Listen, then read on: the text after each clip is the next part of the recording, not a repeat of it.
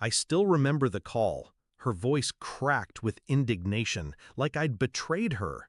"Why haven't you paid the rent this month?" I froze, then laughed, not out of humor, out of disbelief, because the apartment she was talking about wasn't mine anymore. It was my brother's, the same brother who swooped in with his wife the moment I walked out. But she wasn't calling him, she was calling me. "I'll take you back." When she first asked me to renovate her old apartment, I didn't hesitate. I poured everything into it, my weekends, my savings, my sweat. Fresh paint on the walls, new cabinets in the kitchen, even rewired the faulty sockets she'd ignored for years. When it was done, she looked at it with pride, and for a brief moment I felt like a son who'd finally made her proud. Then came the contract. I thought I'd live there. Affordable rent, she'd said. A way to save money, a way to stay close. But when the papers hit the table, the number was 3 times what we'd agreed on. Triple. I stared at her across that kitchen island I'd installed myself, the granite shining like a mirror of my own stupidity. "This isn't what we agreed to," I told her. Her answer was cold.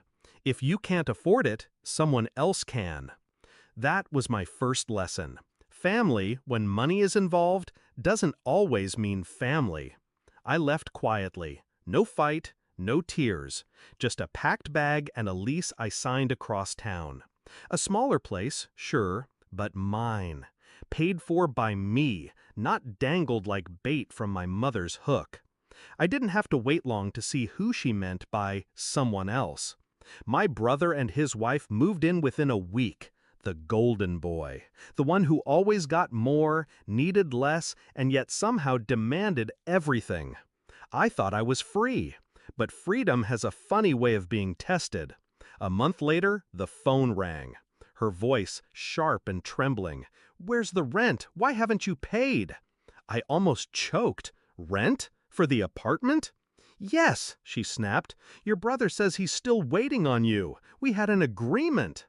That's when the truth hit me. She hadn't just rented the place to him, she had rented it to me on paper, without me signing, without me paying, without me even living there. And she was funneling the responsibility onto me, my name, my credit, my life. The betrayal was almost elegant. But I didn't shout, I didn't break, I smiled, because I realized something. She still thought I was the same naive son who rebuilt her kitchen for free. She didn't know who she'd created the day she tried to scam me. So I made my move. I asked her, calmly, to send me the agreement. The papers she claimed bound me. Within an hour, they arrived in my inbox. A poorly scanned rental contract, my name typed but not signed. No initials, no signature, nothing legal. I laughed quietly to myself. A forgery without teeth. The next day I made a visit to the landlord's office. The real landlord, the one who technically owned the building. Turns out my mother wasn't even the legal owner anymore.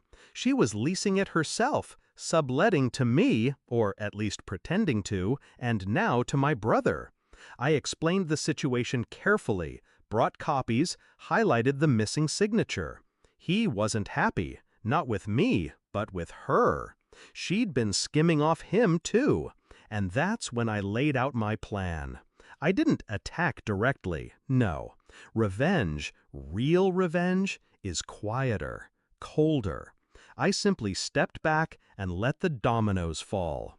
The landlord revoked her sublease rights, sent her a letter demanding back rent.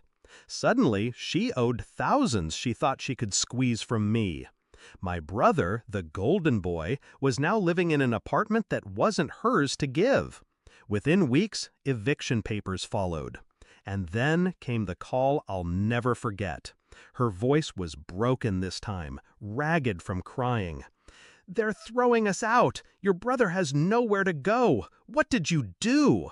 I said nothing for a long moment. Let her sit in the silence she'd built for herself. Then I answered with the same words she once gave me. "If you can't afford it, someone else can. The fallout was everything I imagined. My brother blamed her, she blamed me, the wife blamed everyone. They turned on each other like rats trapped in a flooding cellar. And me? I stayed in my small apartment, paid in full, no strings, no lies. Funny, isn't it? I rebuilt her apartment with my own hands, but in the end, I rebuilt myself too. Stronger, colder, unwilling to play the fool again. She wanted a tenant, she got a lesson. And now when I hear her name flash across my phone, I let it ring. Because some debts, once settled, don't need revisiting. Justice doesn't always roar. Sometimes it whispers. And when it does, it sounds like silence on the other end of the line.